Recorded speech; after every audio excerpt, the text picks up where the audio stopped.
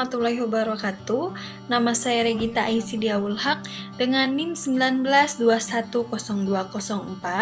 Saya mahasiswi IKIP Siliwangi. Di sini insya Allah saya akan menjelaskan sedikit tentang OJS dalam rangka mengikuti ujian akhir semester dalam mata kuliah Teknologi Aplikasi Teknologi Informasi dan Komunikasi dalam pembelajaran bahasa Indonesia. Pada kesempatan ini saya akan membahas 4 materi. Yang pertama saya akan membahas tentang perangkat lunak pengolahan kata dalam karya tulis ilmiah. Apa itu perangkat lunak pengolahan kata? Perangkat lunak pengolahan kata adalah aplikasi yang digunakan untuk melakukan penulisan, penyuntingan, hingga percetakan dokumen melalui salah satu perangkat keras yaitu printer. Peran perangkat lunak pengolahan kata software memiliki peran secara umum. Antaranya, yang pertama, dapat membantu untuk membuat sebuah dokumen berbasis teks maupun simbol dengan lebih mudah. Dan yang kedua, dapat menyunting, mengubah, atau melakukan pemformatan suatu dokumen yang sudah ada.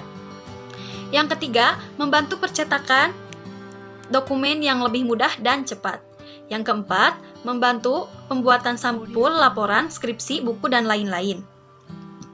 Yang kelima, dapat membantu penyusunan sebuah laporan, perusahaan, organisasi, maupun pribadi.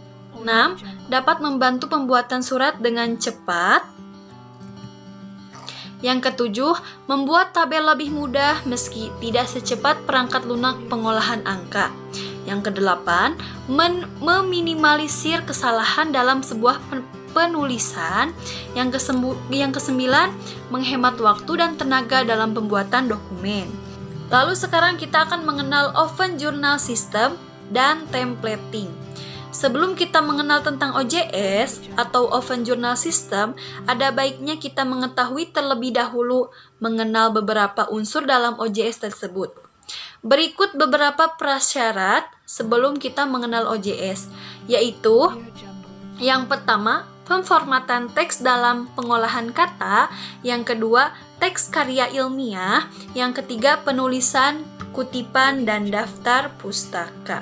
Sebelum masuk mengenal OJS, ada baiknya kita mengetahui terlebih dahulu apa itu jurnal dan apa itu artikel. Adalah majalah publikasi yang memuat KTI, karya tulis ilmiah, yang secara nyata mengandung data dan informasi yang mengajukan iptek dan ditulis sesuai dengan kaidah-kaidah penulisan ilmiah, serta diterbitkan secara berkala.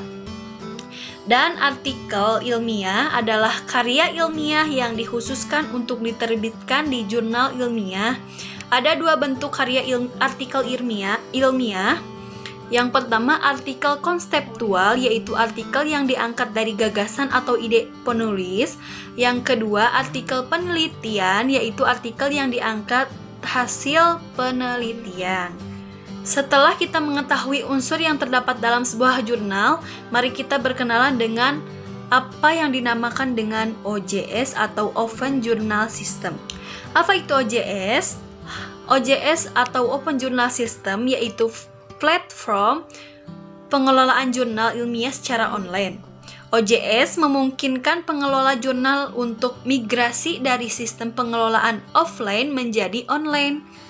Mulai dari sebuah manuskrip dikirim oleh penulis, proses drafting, tracking, dan sebagainya, hingga manuskrip tersebut diterima untuk diterbitkan dalam sebuah jurnal. Bagaimana alur proses penerbitan OJS? Berikut proses singkat pembuatan sebuah jurnal. Yang pertama, penulis mendaftarkan akunnya terlebih dahulu dan menyerahkan artikel untuk dipublikasikan. Nah, yang kedua, penulis bisa memantau proses pengiriman artikelnya mulai dari file, review, revisi, dan resubmit. Yang ketiga, penyeleksi naskah atau editor memeriksa artikel yang masuk lalu mengirim naskah artikel untuk diulas. Setelah itu, penyeleksi naskah atau editor menerima hasil rekomendasi dari pengulas naskah tersebut. Jika disetujui, maka bisa dilanjutkan. Jika tidak atau ada yang perlu direvisi, maka akan dikembalikan lagi ke penulis naskah tersebut, kemudian di resubmit.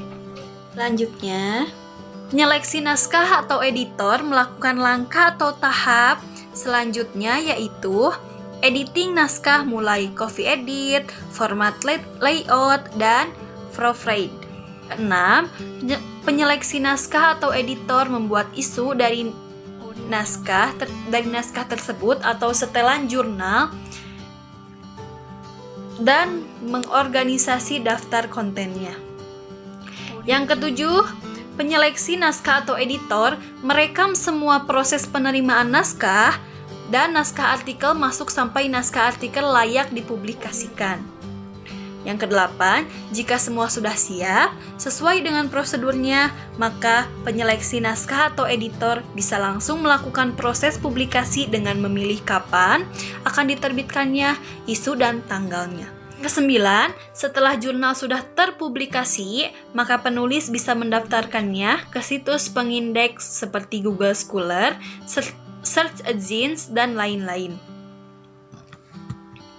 Nah, itu adalah alur proses penerbitan OJS. Sekarang saya akan lanjut untuk format template jurnal IKIP Siliwangi. Nah, di sini bisa dilihat. Yang pertama, saya akan bahas mengenai beranda jurnal IKIP Siliwangi. Di sini template tata letak jurnal IKIP Siliwangi berbeda dengan jurnal kampus lain. Dan jurnal IKIP lebih gampang diaksesnya. Dan selanjutnya kita bahas mengenai nama judul artikel. Di sini judul artikelnya jumlah kata kurang lebih 15 kata. Jenis hurufnya memakai Times New Roman, ukuran huruf 14, spasi antar kalimat 1. Dan yang kedua, nama penulis menggunakan jenis huruf Times New Roman, ukurannya huruf 12, di bold atau ditebalkan, spasi antar kalimat 1. Nah, untuk afiliasi atau lembaga atau institusi penulis, hurufnya menggunakan Times New Roman, ukuran huruf 11, spasi antar kalimat 1. Dan untuk pendahuluan, di sini jenis hurufnya Times New Roman, ukuran huruf 12, di bold atau ditebalkan, spasi antar kalimat 1.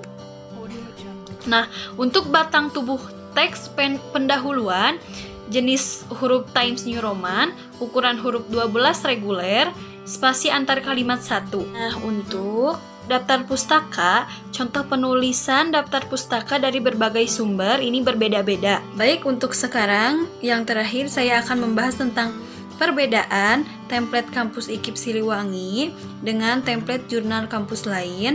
Di sini terlihat dari segi pemformatan, dari font, size, dan marginnya di sini berbeda. IKIP Siliwangi dalam penulisan nama penulis di sini menggunakan ukuran 12, sedangkan di kampus Universitas Jember ini menggunakan ukuran 11. Nah, mungkin itu saja perbedaan template jurnal kampus IKIP dan template jurnal kampus lain. Mungkin itu saja yang bisa saya sampaikan. Mohon maaf bila ada tutur kata yang salah. Semoga bermanfaat. Saya Regita Esidiaul Haq pamit undur diri. Wassalamualaikum warahmatullahi wabarakatuh.